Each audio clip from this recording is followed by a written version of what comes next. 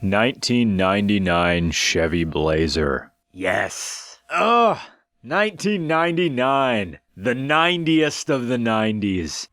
Won't track out all straight, throttle response is late, four-wheel drive's blown out, that's what you're all about.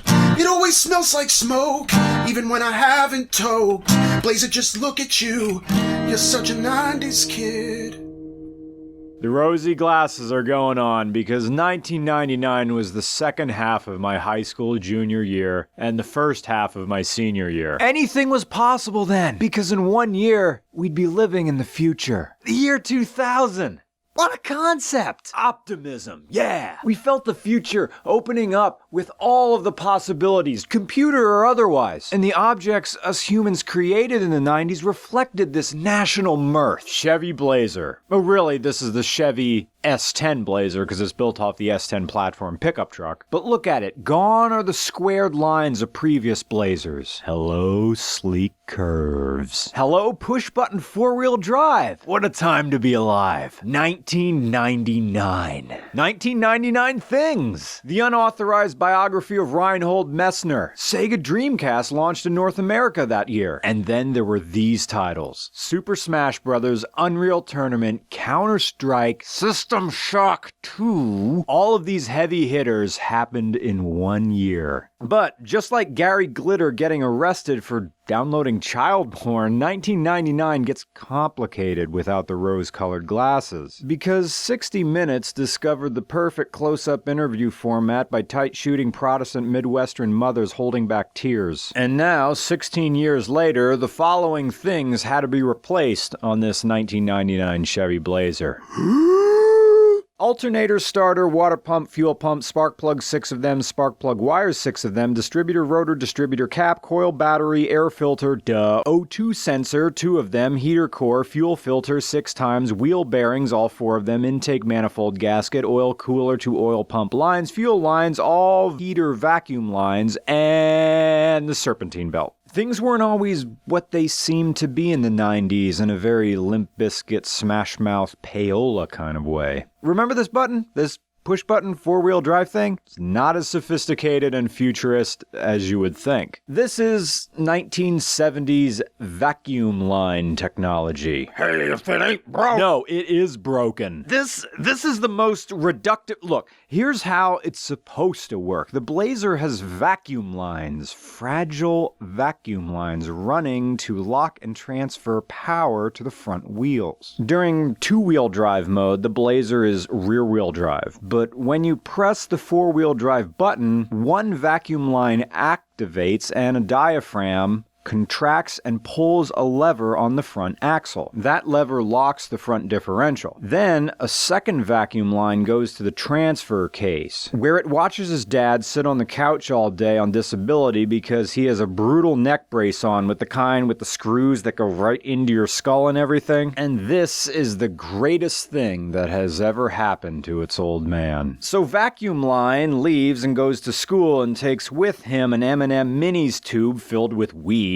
but he can't keep quiet about it, and by the first lunch period, the drug-sniffing dogs are already there. The most difficult repair on the Chevy S10 Blazer is changing the heater core because the whole dashboard has to come out. And then you have to take the blower motor out. And when you hear someone say blower, they're not talking about the cooling fans that sit in front or behind of the radiator up in the front of the engine. No, the blower is in the interior. It's the fan that shoves air through the vents all up in your face. And it doesn't even look like a fan. It looks like a salad spinner. Most cars use blowers that look like this. Anyway, the blower and the blower motor sit back against the firewall. In fact, they're bolted in there. And they're in between you and the heater core that you're trying to get at. Then, once you swap in a new heater core, which looks like a mini radiator, you get to put your whole dash back together and hope you do it right so it isn't loose and rattling forever. The engine! You get one engine. There is only one choice, and it's a 4.3-liter Vortec V6. To it is attached either a 4-speed automatic or a 5-speed manual, which is par for the course, really, for 90s GM. Ooh, listen to that name.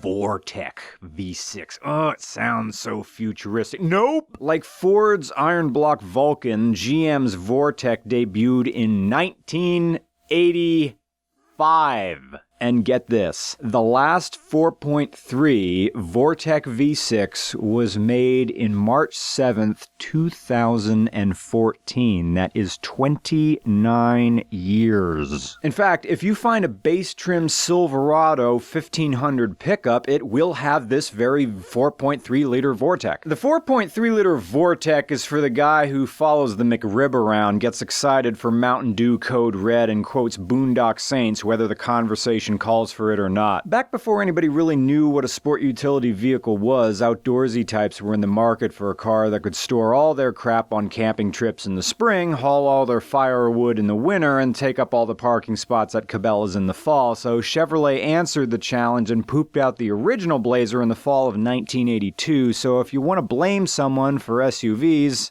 here you go. The Chevy Blazer is a car for the lawn chair uncle, the guy who will babysit as long as it doesn't interfere with his day drinking. Yeah, whatever, go play, just stay where I can see you. But again, it's in this perfect period of 1999, the year Boo Radley's broke up, back when Y2K was something people worried about and Grand Theft Auto was still a top-down game. Because it's 1999 and we're cruising on the interstate in this thing. Whatever and ever amen is in the CD player, and you know what? Screw it, I'm not doing my homework tonight. The Chevy Blazer is a vehicle that clings to relevance like an old person who refuses to learn anything new. Because this generation is a bunch of know-nothings, and damn it, they should be made to respect the old ways by abiding by them forever. But can you really blame the manufacturers for catering to the SUV market? It's a Venn diagram of consumer interest. You have the outdoorsy types who love to hunt, the trail hiking campers, the average Joes looking for a work vehicle, families looking for a family ride that they don't have to feel ashamed about, high school students getting their first taste of the open road, and college students getting their first taste of freedom. SUVs do tick a lot of the boxes. In the realm of consumer interest, it has more boxes ticked off than a rich kid's lunch card, and for good reason. The Blazer is a case where form feeds into function. The car handles in the way it does, which is mushy, but that makes sense that it would. So if you don't like the Blazer, it ends up being less about this particular model itself than it is about the type of car. Which means this, if you don't like When Harry Met Sally, maybe you just don't like romantic comedies. And that's fine. It's okay. If you don't like a Chevy Blazer, then just maybe SUVs aren't your ride. And that's okay too. Sometimes it's okay to judge whether you'll like a thing or not based on what it offers at the entry level. Think about it this way. It's why whenever anybody comes up to us and says, hey, we got a car you got to review. It's my dad's, but he'll be cool with it. I'm like, hold on. You're offering up someone else's car.